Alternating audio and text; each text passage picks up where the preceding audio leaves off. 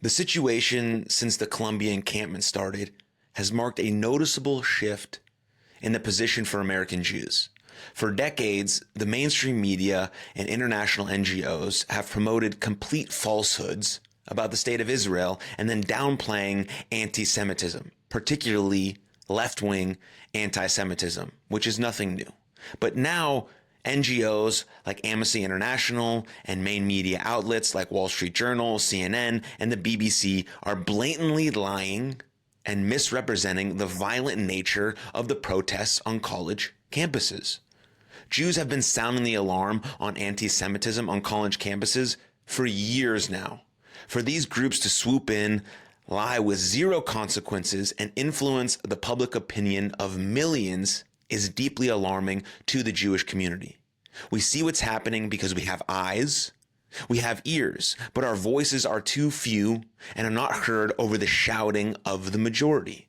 The same tactics that are used on Israel for decades are now being used on American Jews. This was never actually about Israel. Israel is far from perfect, obviously.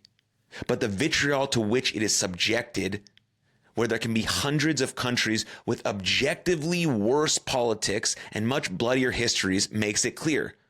This was always about Jews. Such anti-Israel progressive Democrats remain a minority, in Congress. But their base is growing, especially with this younger generation.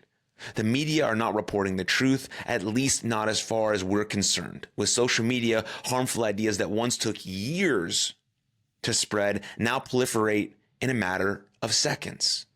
We are at a boiling point here, and I pray it's not too late. Because these campus activists are not simply pro-Palestine protesters. They are people who openly celebrating Hamas and physically intimidating identifiably Jewish students who come near.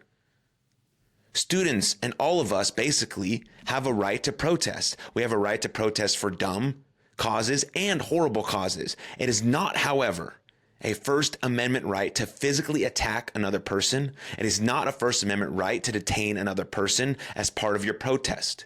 And while Americans are constitutionally protected when they say vile things, like wishing upon Jews 1,000 October 7s, we are certainly free to criticize those who say them.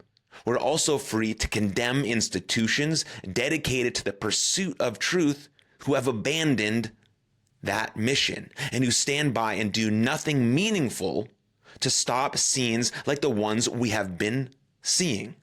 The students who support terror have given in to the madness.